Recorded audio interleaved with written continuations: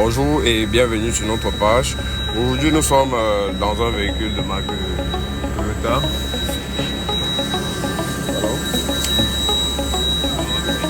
Nous sommes dans un véhicule de marque Toyota, c'est quoi déjà? La 4Runner en fait. Dans un véhicule de marque Toyota 4Runner. Toyota 4Runner, ça a un problème de freinage. Un problème de freinage. Le client, le propriétaire nous fait comprendre que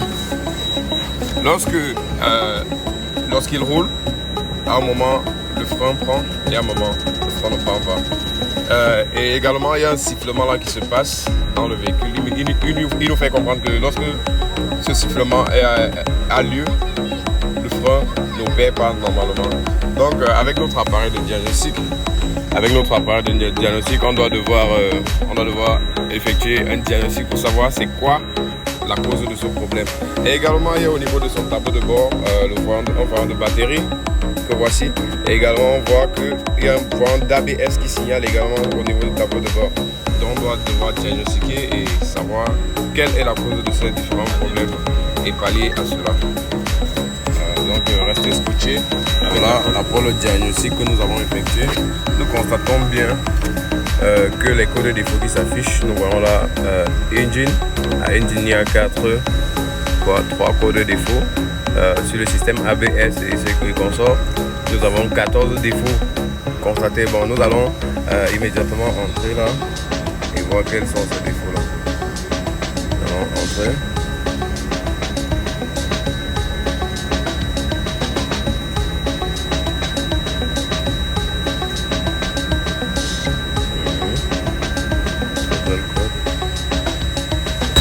Donc voilà les différents défauts que nous constatons sur notre ABS. Voilà les différents défauts. Tout ça sont les défauts currents, donc courant. Donc nous allons maintenant procéder aux recherches. Voilà.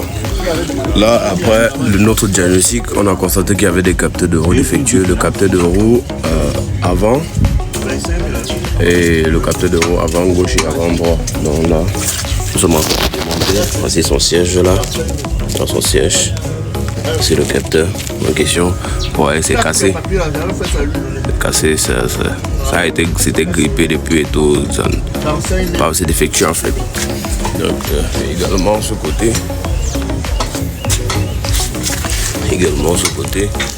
Donc voilà son siège. Ouais, on va relever le capteur en question. Donc c'est tout ça. On va devoir changer ces capteurs et continuer le travail. Voici notre check va disparaître, notre voyant d'ABS va disparaître au niveau du tableau de bord. C'est ça en fait le principe. Également voici ça va résoudre notre problème de freinage. Donc restez scotché pour la suite de notre aventure. Ouais. Donc là nous avons eu à changer le capteur de roue, les capteurs de roue, les deux capteurs de roue avant qui étaient défectueux. Le voyant du frein à main qui était tout à l'heure au niveau du tableau de bord a disparu. Là l'ABS est en train de clignoter. Donc avec l'appareil de diagnostic nous allons procéder à l'effacement. Regarde le châssis du véhicule, on va procéder à l'effacement de l'ABS. Donc voilà, on a eu à changer ces capteurs. Voilà le nouveau capteur de roue qui est monté. Ici, c'est ça. Également, c'était les deux côtés avant. Et les deux côtés avant, là également, son capteur qui a été changé.